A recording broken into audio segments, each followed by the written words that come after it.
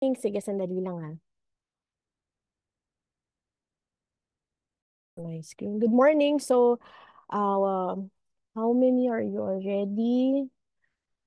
19. Okay, 19. Sorry, good morning. Okay.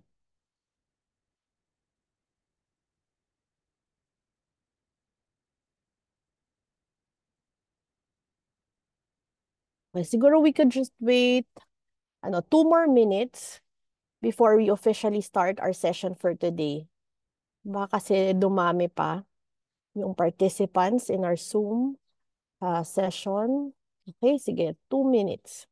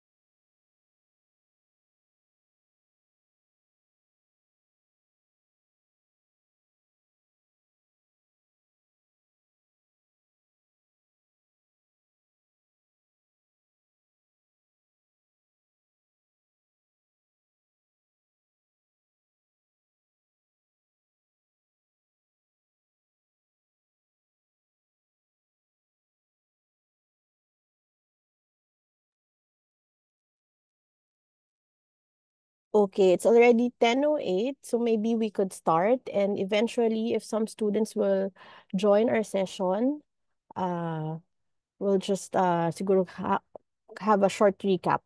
Before I begin, since this is our first day, first meeting for the reading part of the English subject for the Summer Bridge program, I'd like to first introduce myself. So, my name is Catherine Arceta. You may call me Kate, Miss Kate.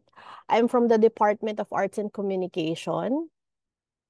So, welcome to Summer Bridge program and to officially sa reading session of the English subject. So, a little bit of background.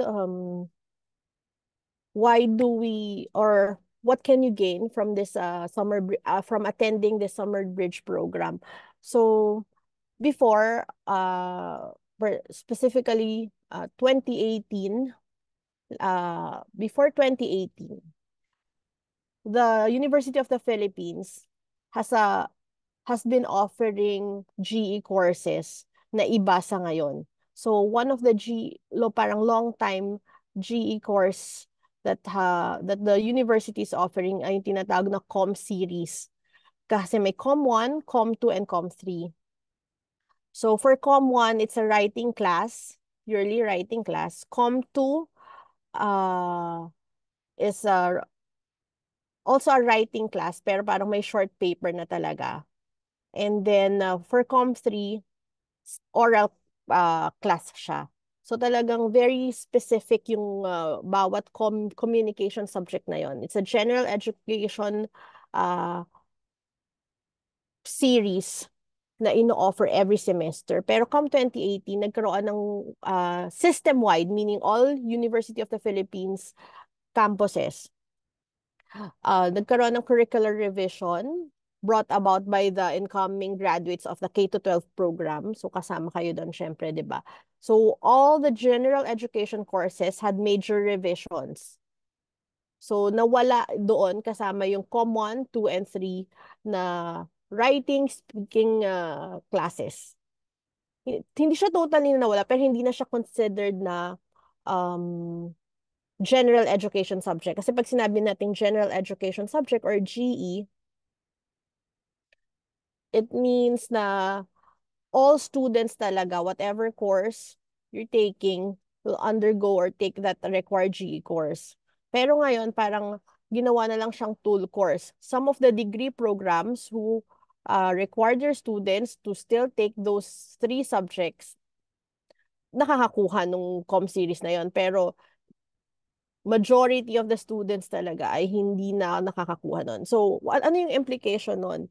Um, from the feedback that we get from many teachers talaga, parang malaking kawalan yung com series na yon.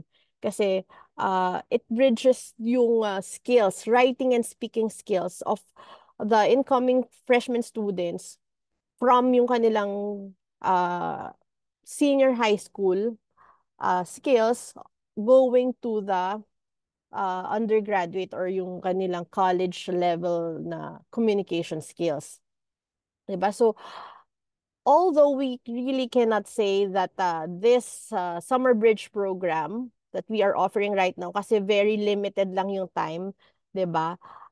Would suffice or would be a substitute for that com series subject na hindi na kinukuha. At least what we're trying to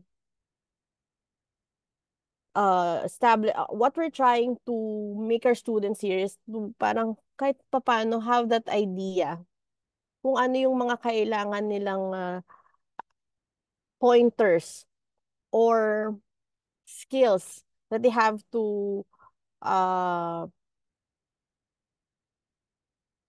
practice, 'di ba? So that they'll be ready para sa level ng college.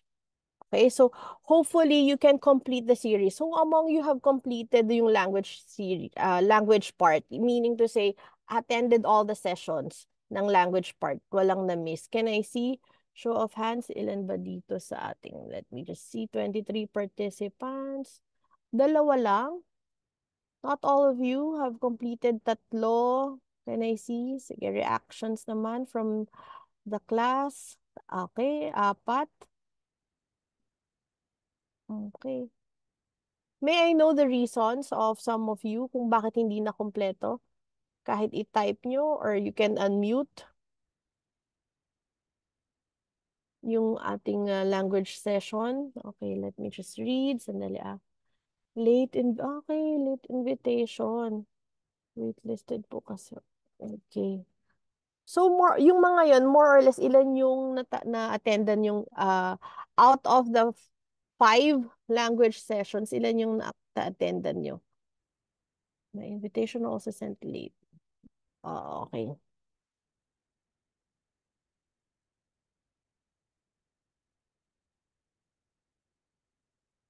Three. Okay. So hopefully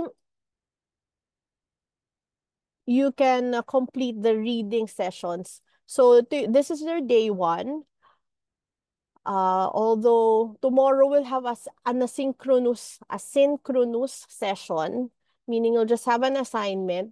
Pero the entire next week, from Tuesday, kasi holiday yung Monday, di ba? It was already officially announced or declared na Manila Day yung Monday. So we'll have no session on Monday, but on Tuesday, Wednesday, Thursday, Friday, hopefully everyone can attend all the sessions. Sige. 5. Okay, good, Sophia, no? So 5 out of the 5 perfect attendance kasi 6 yung isa naman asynchronous session for language.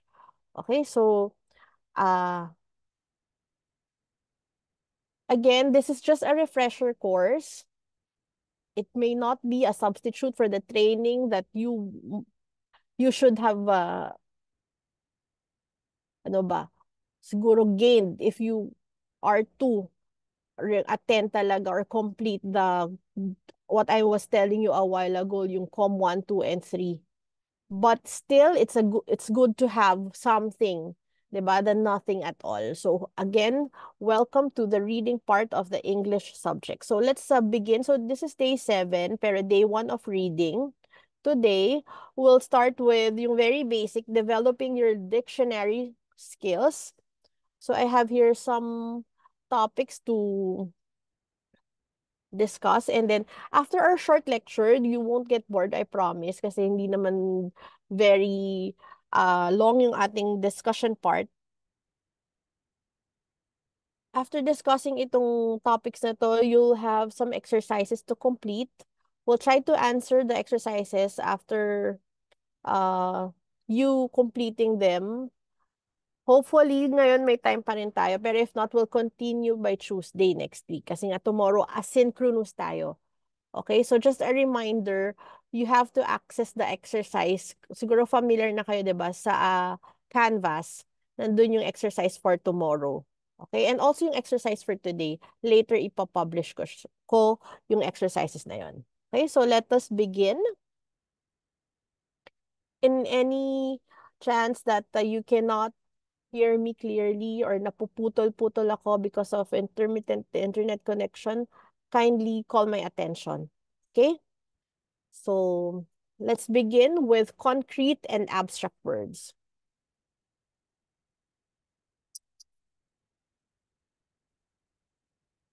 Yes, Gabriel, whenever you want to recite, I would appreciate that you turn on your video or use your microphones so that you can participate instead of just typing in the chat box yung inyong mga replies or answers, because sometimes it's difficult for me to uh to read all your answers since I'm sharing my screen and then I'm trying to explain what's on my deck.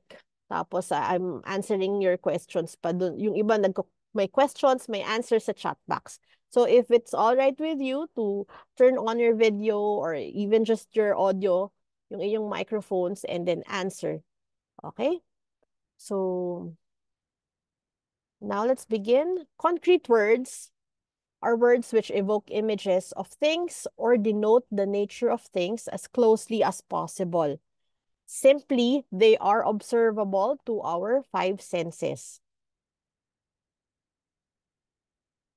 Okay, so because these terms refer to objects that or events that we can see, feel, taste, or smell, diba? Because they are, as I've said, observable to our five senses. So their meanings are pretty stable. Since yun nga, we can uh, uh, observe them.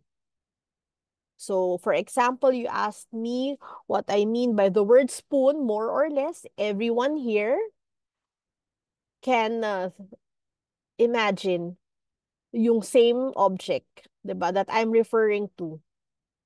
Okay, yung spoon na yun, diba? So, that's what we mean by concrete words. And then versus abstract words, these words refer to the things we cannot touch, hear, see, smell, or taste, because they are ideas or concepts which have no physical reference. Okay? Uh, so an example would be, I have here, I think, several examples. The word love. Diba? The word love changes meaning when, for example, when we marry, okay, when we have our own children, pero that's far from siguro in for you guys. Pero siguro yon when we think of our parents, 'di ba? Or our significant others, that word may vary talaga from one person to another. Okay? Iba-iba siya depending on how we have experienced that word. Okay? So the same goes for the word freedom. 'Di ba? What is freedom for you? For example, tatanungin ko kayo. Okay? So that's a rhetorical question, pero think about it. What is freedom for you? Does it denote yung freedom from your parents' rules? 'Di ba? Yung mga rules that are imposed on you as a someone residing pa dun sa support ng parents ninyo, 'di ba? Or for me, for example, someone who's already been working for several years, freedom from siguro being part of an organization or corporate organization, 'di ba? Because for example, I would be having my own business. So yun ba yung freedom for me, meaning self-employment, or just simply yung taking a long vacation, 'di ba? Or paying off all my debts, paying my car, Ganyan. So, again, it's the same with the first word, love. Freedom will vary from one person to another depending dun sa experience uh, that you have or had. Diba? What else? Success. What is success for you? Completing your undergraduate course. Success siguro could be short term or long term. So again, it will vary from one person to another. Hindi tayo pare-parehas. So I have here some abstract words, pero can you try to provide yung concrete equivalent nito? So instead of just saying affection, ano yung mas concrete term? Something that is more observable, you can feel, diba, see. Okay, go ahead. Sige, Patricia. Embrace. Embrace, good, o kaya kiss. Diba? Next would be, Gabriel, hatred na siguro. Sorry. For hatred, A punch. a punch, okay? A sneer or a curse, good. Violence, a shove, diba? Okay? So, that's it for abstract and concrete words. So, what effect do abstract words have on the clarity of your writing or speech? What effect do concrete words have on the clearness of your writing or speech? Diba? Do we always prefer using concrete words than abstract words? Okay, ganun ba lagi yung preference natin so that we can say that our writing or our speech is better? Okay, so what siguro we can um, take from this discussion is that, take away from this discussion, the more abstract your language is, the more unclear it will be. However, abstract terms are useful.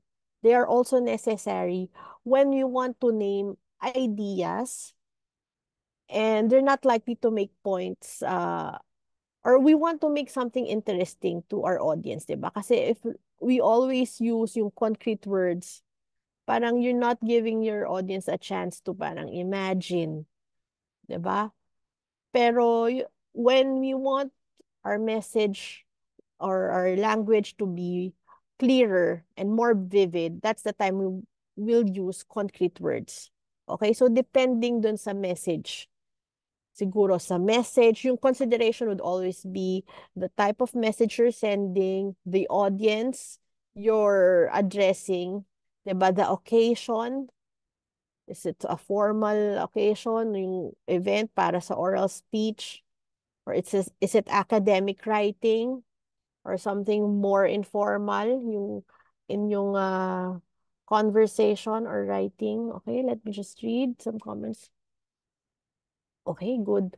Abstract words allow for more open interpretation on the reader's part. Diba? You're giving them more freedom to interpret, to imagine, to uh,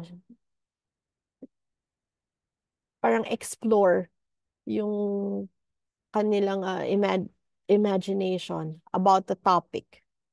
Pero as I've said, for example nga lang, when you're composing an academic paper, it's always better or preferred to use concrete words. So again, depending on your audience, type of message, and occasion. Okay? So now let's proceed to the next subtopic, general and specific words. Somehow this is complementary with yung concrete and abstract words. So general ideas or terms cover broad categories or group of people or things and usually express their overall aspects, characteristics, or elements. Okay? So these are more umbrella topics or umbrella ideas. They communicate broad ideas that need to be explained further if your readers are to understand, so that your readers will understand them better. Okay, so general ideas or terms versus specific ideas or terms, which clarify, explain, and illustrate general ideas and statements by referring to distinct characteristics of individuals, ideas, or things. Okay, so I have here some examples. General terms, more specific terms, and then most specific. So, yung gist lang dito again, if the writing or the speech is more specific, the ideas will be more familiar and easier to grasp for your audience. So, for example, instead of saying just a school or a university, diba, you name it. For example, UP. So, general term beverage, a more specific one would be soft drink. Pero uh, what type of soft drink? A caffeine-free cola or just say the specifically yung brand name. Okay? So, public transportation would be, could be a train. Pero yung most specific would be yung light rail transit. Okay? So, a TV show, is it a comedy show? Specific title would be Big Bang Theory. Okay, so your residence, type of residence is a house. So, pwedeng mong sabihin, di ba? So, and then, yung most specific description ay, is this my house is a 2-bedroom condo unit. Okay?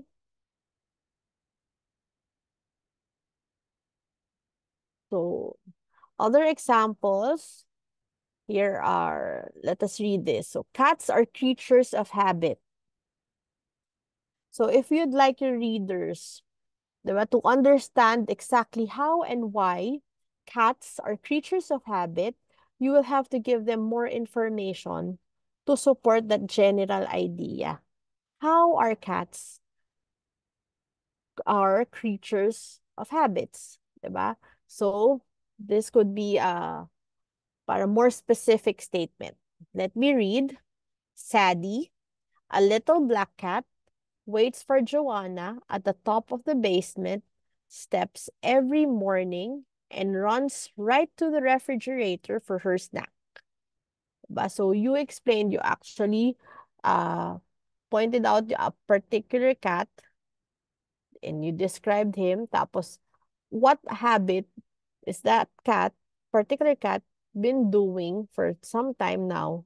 That's why you identified it as its as a habit already. Okay? So another example would be the cafeteria was filled with garbage, pero a more specific statement would be the cafeteria was littered with plastic spoons, sandwich wrappers, and empty water bottles. Okay? And then lastly, a last example would be when the proud old woman graduated, her classmates showed their approval. So a more specific statement would be when the 80-year-old chemistry major marched across the stage to get her diploma, her classmates stood up and cheered. Okay? So just some reminders. Use more concrete and specific terms. Keep abstract and general terms to a minimum, pero do not totally eliminate them. Use abstract and general terms in your thesis statement and your topic statements. In the coming days, we will have a separate discussion about the thesis statement and topic sentence. Pero this is a good example when to best use abstract and general terms. Okay? But make the development statements or sentences more concrete and specific. Yung what we call supporting details. Diba? In a paragraph or in a manuscript, we have that thesis statement or topic sentence, and then we provide supporting details. Okay? So whether it's an essay, a letter, a memorandum, a report, an advertisement, a resume, an academic paper, whatever it is that you're task to accomplish or write, always remember yung what we talked about this morning, di ba? Your writing will be more clearer, more interesting, and better, and remembered easily by your audience if you use concrete and specific terms, and you just keep yung abstract and general terms to a minimum. Okay, some students are still joining our session. We're already around, okay, 24 students already in the Zoom session. So now, let's go to context clues. Okay, so this is the third subtopic for those who have just came in and joined our session. We're already down to our third subtopic for our session today, yung context clues. Okay, so nowadays, as I've said, you can easily use your cell phones, your mobile phones, or your laptops to quickly look for definitions, diba? Or the proper pronunciation or examples of words that are used in a sentence but you're not familiar with. Okay? This may be a good habit if you always check on the dictionary or yung kahit online man yan or yung traditional type of dictionary, di ba? Given as I've said, nowadays, it's very easy to access yung mga aid materials or references online. However, there are still instances that we cannot find or we cannot afford to check online yung mga meaning or correct usage of words that we are not familiar with or we do not understand. So, what do we do during those instances, diba? We rely to context clues so that we can understand yung meaning of that particular word or phrase that we are unfamiliar. Okay, so context clues are very helpful actually. So these are clues to the meaning of a particular word. Simply, context clues would help us understand yung meaning, diba? Ng unfamiliar word or phrases. It gives us hints or additional information about that unfamiliar word or phrase. So clues may give general or specific meaning for a particular word, and clues can be found in the context or surroundings of the word. Okay? So how do we spot or find context clues? So the first type would be yung definition. It's actually the most straightforward hint you'll ever get, actually, because it parang literally defines the meaning of a word in a sentence. Okay? Most of the time, it immediately comes after or closely following the word. So this example, let me read it. New employees undergo complete CBC test or complete blood count to see if their condition is normal. CBC measures the number of red blood cells, white blood cells, and total hemoglobin in the blood. So some of you might already be familiar with the CBC test, pero some may not be familiar. Okay? So itong in this statement, following yung first statement, di ba, yung second sentence provided a definition of what CBC test is. So you can easily understand yung meaning ng particular test na ito. Okay, so definition. Second would be examples or explanations. Okay, so you might find an example in the surrounding context that will help you understand the meaning of the unknown word or term. Okay, so at least gain a gist of its meaning.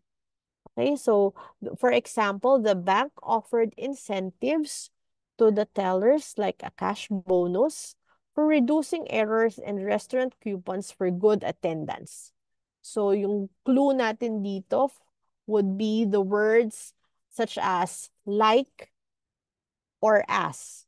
But they are signal words that will follow yung approximately the definition of the unfamiliar word. What other signal phrases siguro? So, as I've said, yung word na like, diba? Or as. You can also see sometimes yung phrases such as, or similar to. Yan yung mga signal phrases that you will look out for to find this type of context clue, example or definite explanation. Okay, so next type of context clue would be comparison and contrast. Okay, so this show inequalities and apply contrast to give meaning.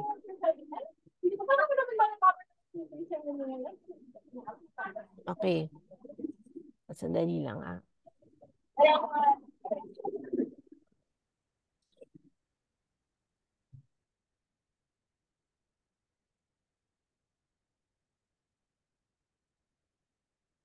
Okay, going back, example would be the children huddle around their teacher like baby chicks around a mother hen.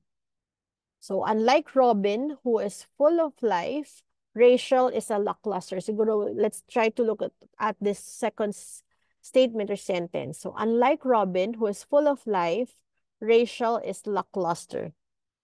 So, diba? It's giving us yung contrast characteristic of Robin and Rachel.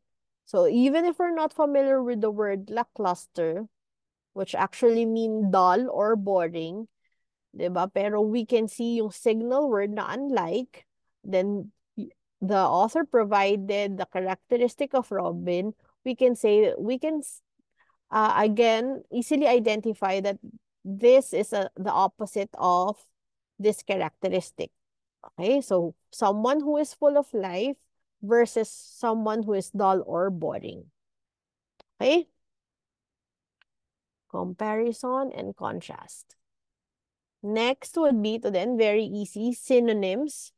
Diba? So we all know that a synonym is a word or a short phrase that is very similar to another word. So most authors use yung specific or precise term and then use a synonym of that term to avoid repetition and redundancy, lalo na sa mga essay. 'Di ba? Kahit kayo, when you're trying to compose, siguro a short paragraph, 'di ba, you find yourself looking for synonymous term for a particular word because you do not want to be repeating that same word in your paragraph. Okay? So, clearly, let us siguro take a look at this sentence. Mary had the audacity to question the mayor's budget in public. However, rather than becoming angry, he seemed to like her boldness and answered her question thoughtfully. Okay, so what are the two qualities of Mary? Diba? Na you think qualities of Mary pero dito very synonymous yung paggamit sa kanya. Okay, good. Go ahead, Gabriel. Audacity po and And boldness. boldness. Okay, good. Diba? So, audacity is a word that siguro is not so unfamiliar. Diba? Pero siguro it is not commonly used.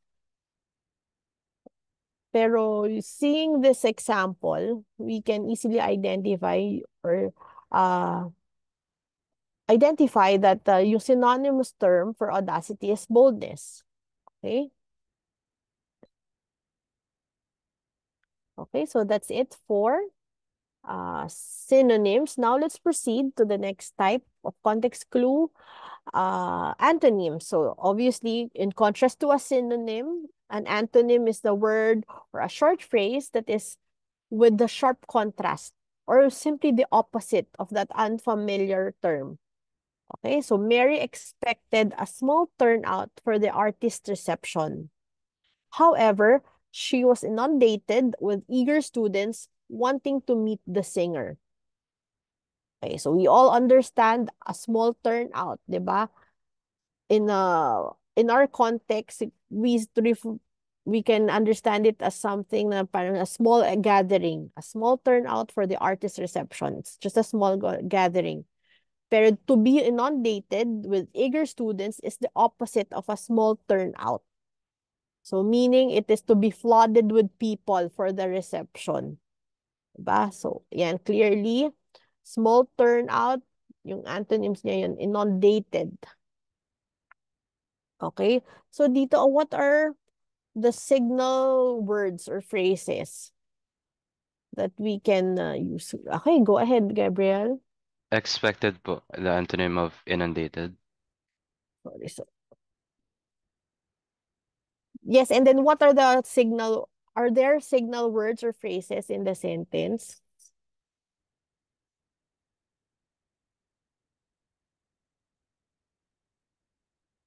That you can use, sige, diba? From this, go ahead, Patricia.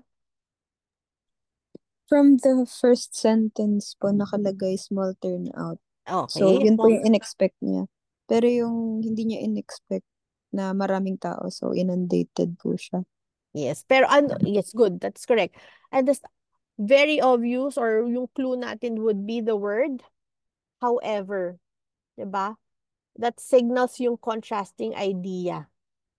In some instances siguro you can use also the word but or perhaps. Pero for this one, however, 'di ba? So parang yung what she's just expecting is a small turnout. However, she was inundated with the eager students. Kasi meaning she was flooded with people in the reception. Okay, good, very good. And then next, type would be general knowledge. Okay, also often, talaga, this is based from our experience or yung prior knowledge about a situation or event, which helps us to understand yung meaning of unfamiliar words. So we just have to know the gist or what we call yung parang approximate definition so that we can simply make sense of the unfamiliar word. Okay, so for example, Mary worked 12 hours a day, 12 hours a day, sorry for the typo, the entire summer to earn money and pay her tuition. She was exhausted when classes started, but her summer was lucrative. Okay? So again, yung signal word would be but. Me with that signal word, we can parang have that clue already that uh, lucrative is the opposite of the word exhausted. Diba? She was exhausted, but her summer was lucrative. Okay? Pero if we would like to parang take a closer look dun sa statement, diba? Yung idea dito is that about working hard the entire summer to earn money so that she could attend school during the fall. Diba? So, what's our prior knowledge about it? Diba? Mary is trying to earn money by working hard the entire summer. Because of that, her summer was lucrative because she was able to earn money to provide for uh for her school, 'di ba? For her tuition. So lucrative is profitable. Although she was exhausted, parang she was able to reach her goal, lucrative. She she was able to make a good use of her time during the summer. Okay?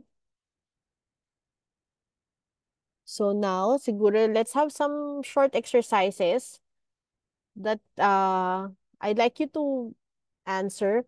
Identify the type of context clue. Siguro, I have here sentences.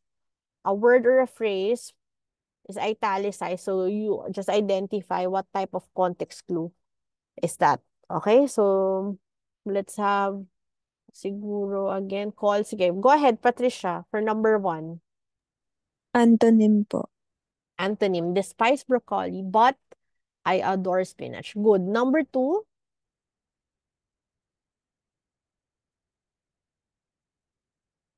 Number 2, volunteer, please.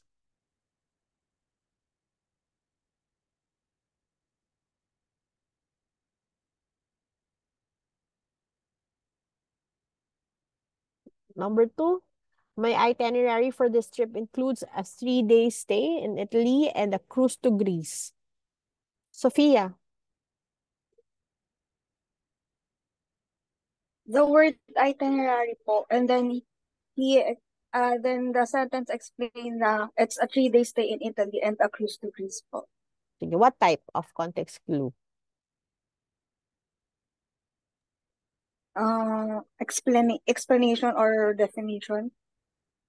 Or, siguro more, better answer would be, kasi definition, it's an illustration or example. Okay?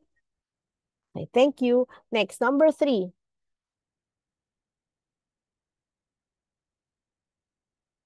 Okay, Micaela. Antonyms po. Unlike my sister who is quite taciturn, I am extremely talkative. Okay, pwede rin, no? The antonyms, yung taciturn and talkative. Pero if we would be using also this signal word, yung unlike, it could also fall under comparison and contrast. Kasi you are giving yung different attitude or characteristic of you and your sister. Okay, so your sister is taciturn, pero however you are talkative. So compare and contrast would also be a possible answer. Next, number 4, last 2 na. I was not horrified at her duplicity when she stole my diamond earrings, sold them on eBay, and lied to me about it the whole time. So, an unfamiliar word would be duplicity.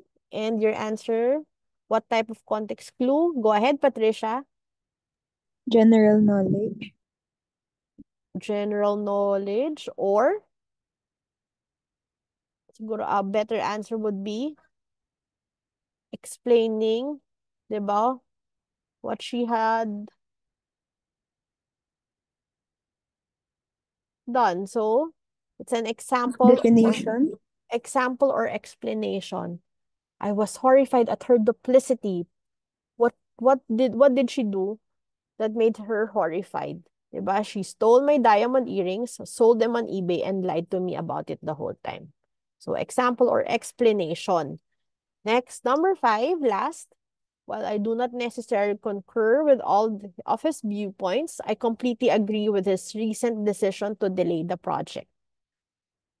Concur and meron sa chat box. Let me read. Concur and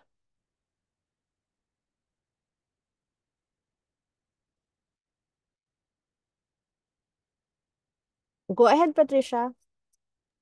Synonym. Synonym. What's a synonymous term with concur? Agree. Agree. Thank you. Thank you. Now let's proceed. I think idioms to idioms. Let me just check. This is second to the last subtopic for today. Before you start with the exercises, time check. It's just 10:50. Okay, so idioms. I know you're already also familiar with idiomatic expressions, diba? So these are phrases or expressions that often convey a meaning entirely different from the literal meaning. So why is it, what's the challenge in learning about idioms, diba? Idioms don't always make sense literally because, as I've said, they are words with a meaning that completely has nothing to do with any of the words in that phrase. Pero you will need to familiarize. Yun yung challenge dito. You have to be familiarized with the meaning or the usage of such idiomatic expression. Diba? So, being non-native speakers of the English language, diba, it would be really challenging for us to parang be familiar with or memorize all the idiomatic expressions in the English language. Okay, so however, if we parang it is something rewarding for us, not for us non-native speakers of English, to learn this idioms or idiomatic expressions, because it would be easier as for us to blend in or carry out conversations, diba, without feeling left out. Okay, so there is always that hidden message waiting to be parang unlocked or to be understood in every idiomatic expression. Actually, we have that Filipino equivalent for idioms eh. Are you familiar? Have you taken that up in siguro high school, elementary? Idiomatic expression. I'm not so sure if it is a direct equivalent, pero somehow, familiar ba kayo? Yung term na sawikain, hindi salawikain sawikain. Parang ang example would be, nagpanting ang tenga. Siguro naman narinig nyo na yan, yung term na yan, yung expression, Filipino expression na yan. When you hear something that suddenly made you irritated or upset or mad, 'di ba? Na parang your blood is rushing up to your ears. Kaya nagpanting ang tenga na parang nainis ka, namula. 'Di ba? So yan yung parang equivalent in Filipino. Ito pa, siguro mas lalo, isang kahig, isang tuka. Siguro naman you've heard about that phrase. 'Di ba? Meron bang familiar sa phrase na yon? Ano ibig sabihin? Sa Tagalog idiom or sa wikain. Try naman. Anyone from the class?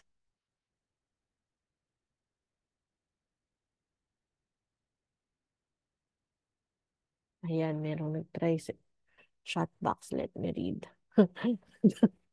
Dukha agad. Well, oo, yun yung connotative meaning nun, 'di ba? Pero have you ever noticed yung chickens, 'di ba? How they eat, the way they eat. They don't use, kung meron kayong probinsya pa, well, if you will just observe, they don't stock up yung food or grain sa bibig nila. After they scratch the soil, yun na yung kakainin na. Kaya parang dun daw nanggaling yung sawi kain na yun, na isang kahig, isang tuka. Okay, parang it's describing the life, not of chickens, the life of those who don't have sufficient money to live yung a standard life. So parang being in a hand-to-mouth situation, kung whatever it is on hand or at hand, whatever earnings, or maybe food, 'di ba? Or whatever material thing that you have, parang you just get through it for the day with it.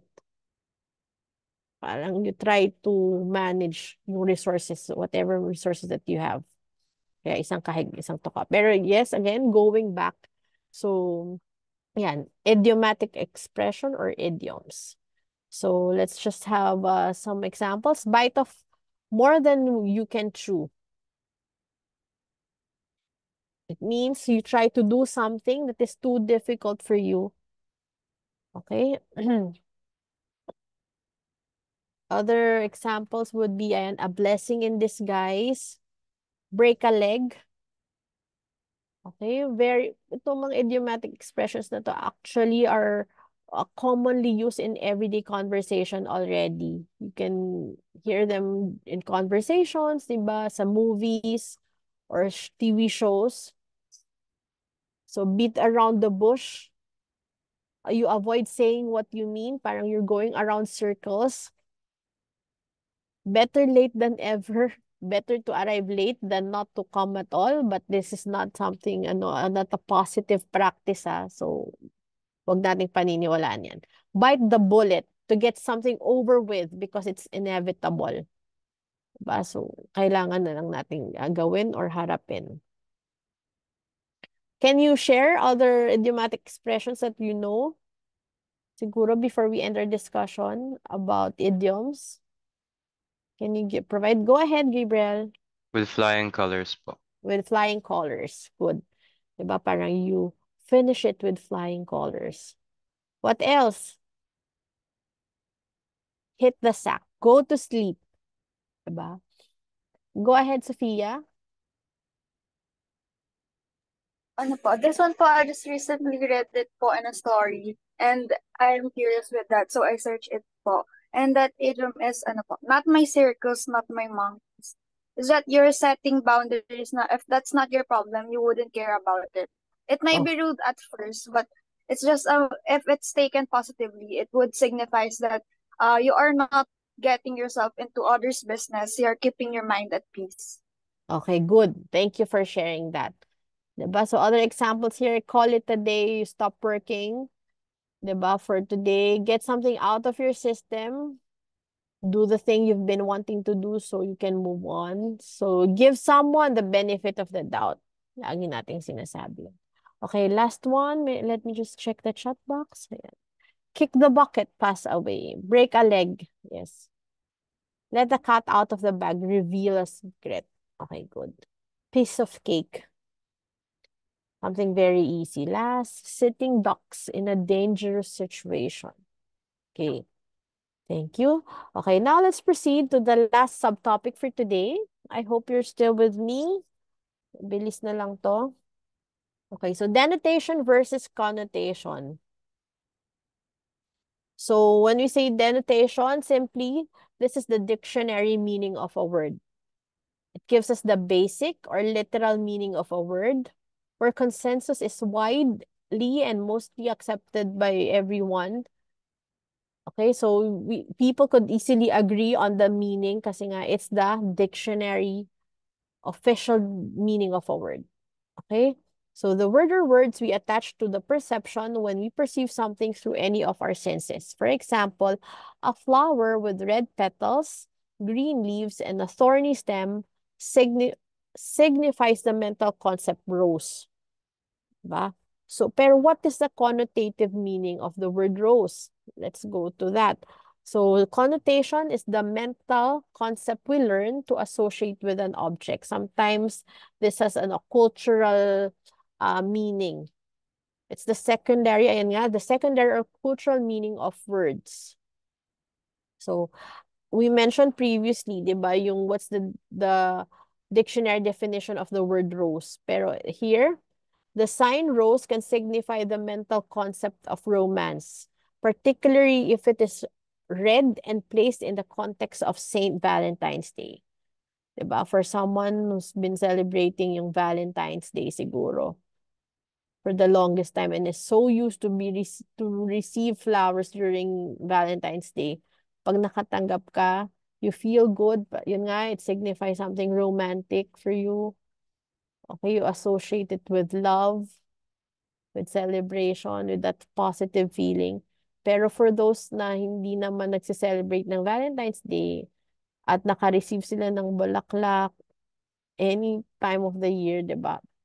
It's just what it is, a flower, diba? You do not associate it with something else, with love or with romance.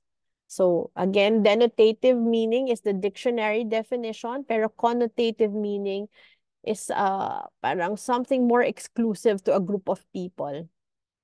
It has a cultural definition, cultural context. So sometimes not all people would agree yung meaning na yon on that meaning of that particular word or phrase. So you have to be more sensitive on how that word or phrase is used in a sentence so that you could understand yung meaning that the author or the speaker is trying to convey.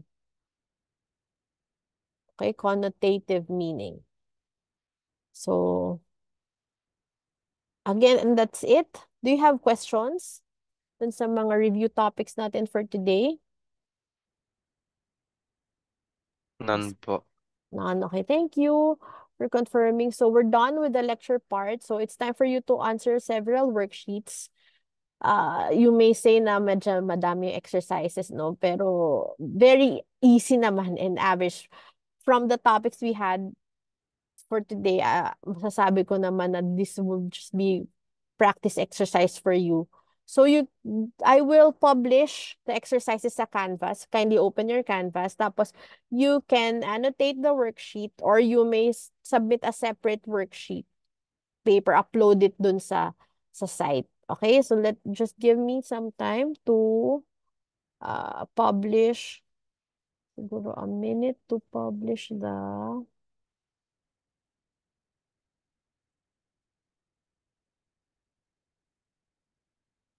Let me just go to my Canvas account. Today dictionary.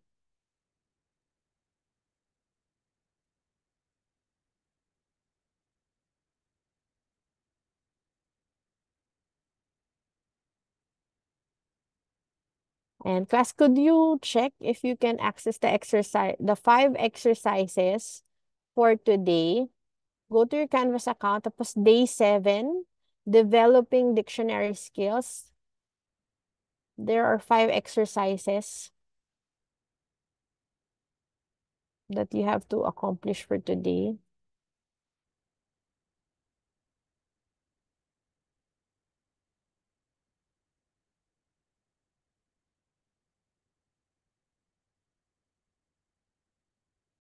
So,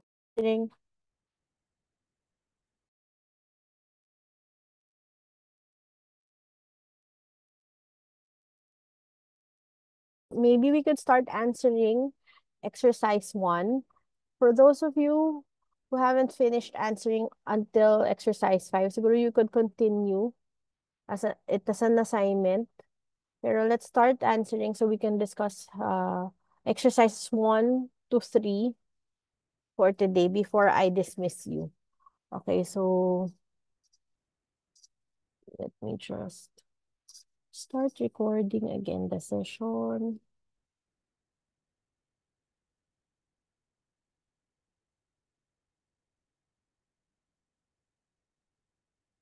Okay, sige, for number 1, volunteers please. For letter A, number 1. Gabriel. Gorilla po. Gorilla. Number 2, para mas mabilis tayo, just unmute. Don't wait for me to call you anymore. Hammer. Okay, number 2 is hammer. Or, meron bang ibang nag-answer? Hammer, equipment, machine. Claw. Claw or hammer. More specific. Okay, next. Number 3. Ice bucket. Ice bucket. Number 4. Coal. Coal. Yes, and then number 5. Bungalow. Bungalow. Okay, number 5. Letter B, numbers 1 to 5. Of course, you'll have the answers will vary for each of you. So let's just give some examples. So abstract grief, concrete would be Tears. or a death of a loved one. Abstract love, concrete would be what kind of love? Kiss. Okay, that's an expression of love, good. Or pwedeng type of love, romantic kind of love, diba? Or mother's love. Okay, number 3, abstract luxury. Diamond. Or money or buying luxury items. Okay, number 4, pleasure. Dessert. Dessert or eating chocolates. Any more answers?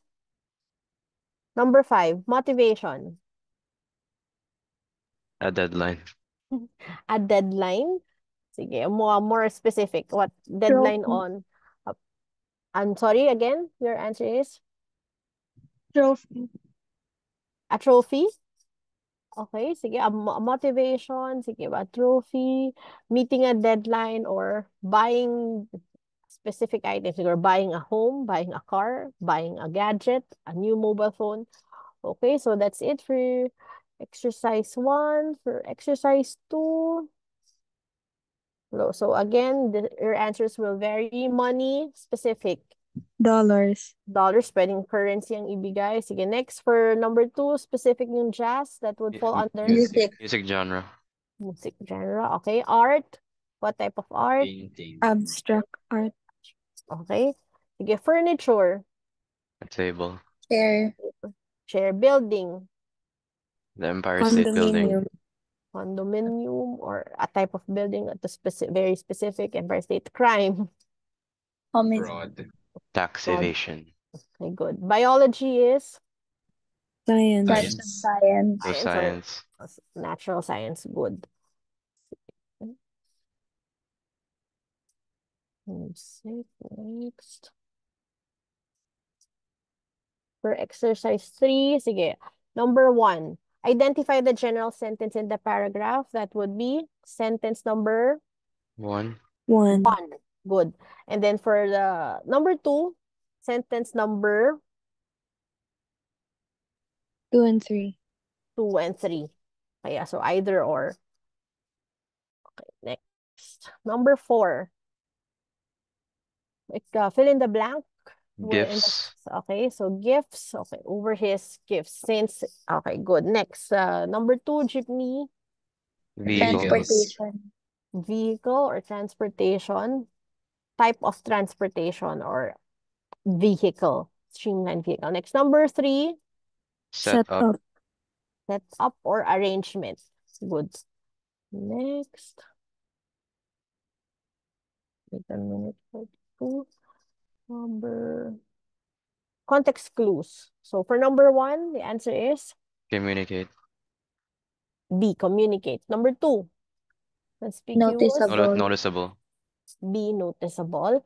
If ever you have another answer and you want to explain your answer, just call my attention, okay? Pero yan, so far, yung what the answers were pointing out or enumerating at the moment, yun talagang specific or correct answers, okay? So number 1 is B, number 2 is B, number 3, A false. Obsolescence. A, false. Okay, next. 4, B made up. B, made up. 5, D uneasy B, feelings. uneasy feelings. good, correct. Next, 6, C beginner. yes, a novice is a beginner. Next, 7, Adamant. yes, adamant. A. Number 8, D dangerous. D, dangerous. 9, B synonym. good. And then 10, Constant. B, constant. Chronic complainer, constant complainer. Good. Next, okay, till 11 to 15 pa pala ito. Next, 11, Shocking. A, shocking. 12, Necessary. B necessary. yes, for number 12, B, necessary. It's vital. Okay, next, 13, C cloudy. C, cloudy. 14, D D criticize. good. 15, A economical. frugal. Economical. A.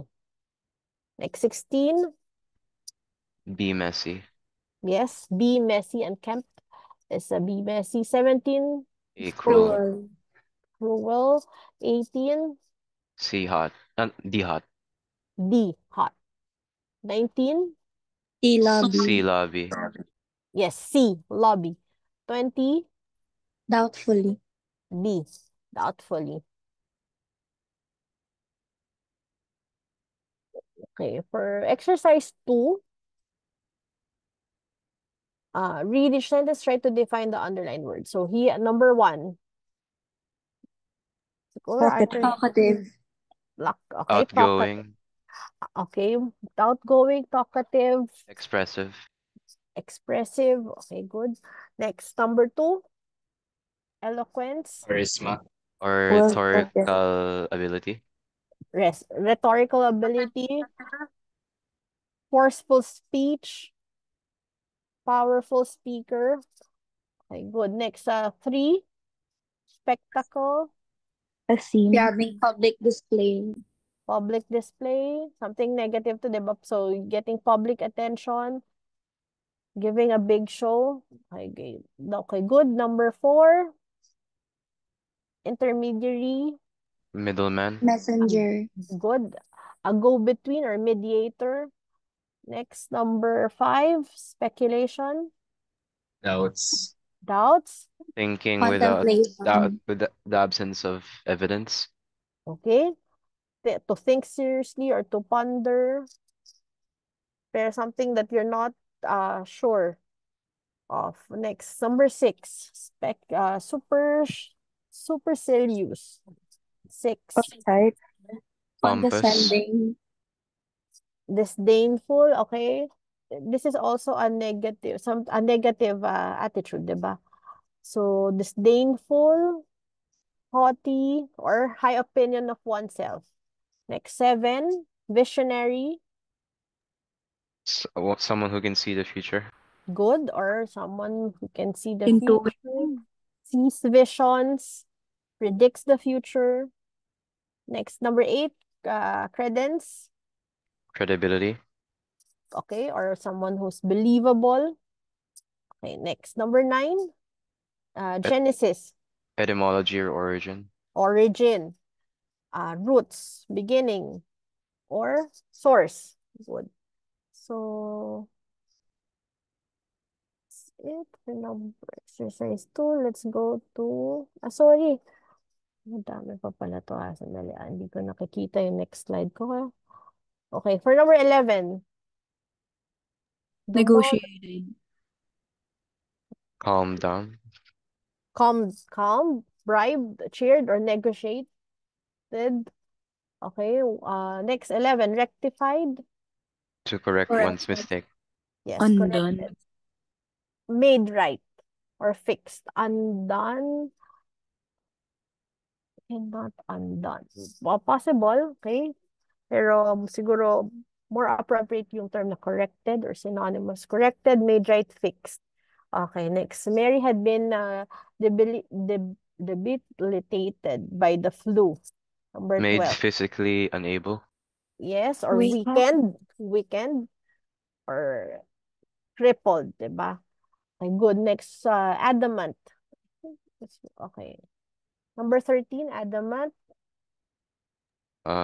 Unpersuadable. Yes. Unyielding, good. Or firm, diba? Good. Number 14, coalition. Associate. A group united with a common goal. As an association, a combination of people, a group with a common goal, or an interest group. Good. Next, 15, regress. To go back.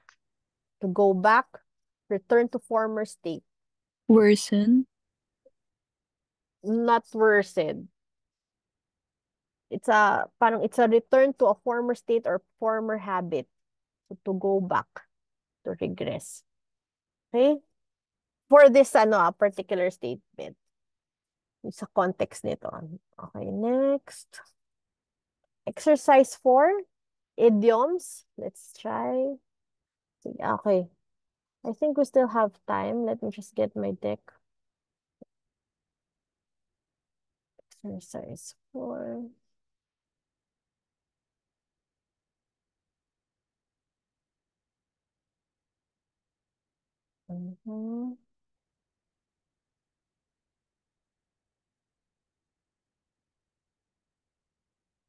Sorry about that. Let me open my deck.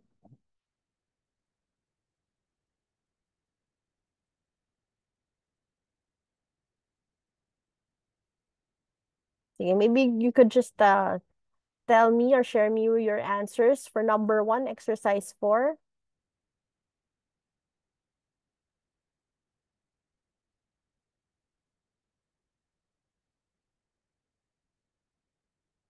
Is everyone finished yung sa exercise 4 and 5? Can I see show of hands? Can you raise your hand using the emoticon in your Zoom account if you're already done with exercise 4 and 5? Because if not, you can just answer it next meeting on Tuesday. Okay, show of hands. How many are done already? Please raise your hand. Konti pa lang. Okay. So I only see how many? 2 of you are finished with exercise 4 and 5. we can just answer it siguro before we begin next meeting. I'd just like to remind everyone that tomorrow we will have an asynchronous session for reading.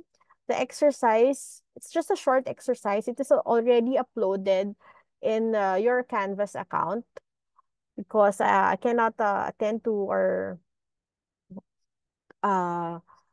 synchronous meeting tomorrow. I cannot conduct a synchronous meeting tomorrow. So we'll just have our asynchronous. Pero by next week, after the holiday on Monday, we'll have 4 straight days for the synchronous session in reading. Okay, so hopefully you'll all be present for the next 4 sessions reading from Tuesday to Friday next week. Don't forget to answer yung asynchronous activity for tomorrow. Okay? So, do you have any questions? If none, if you have no questions for today, I'm dismissed. You are dismissed, and happy long weekend. Enjoy your long weekend, everyone. Thank you. Go ahead, Ms. Ramirez. Good The rest morning po. can go. Ma'am, I sent you a message po sa Sige. direct message. Thank Okay, you po. sige. Babasahin ko, ha?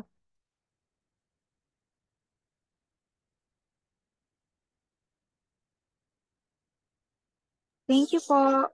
Sige, sandali mo na. Let me read your answer, Catherine.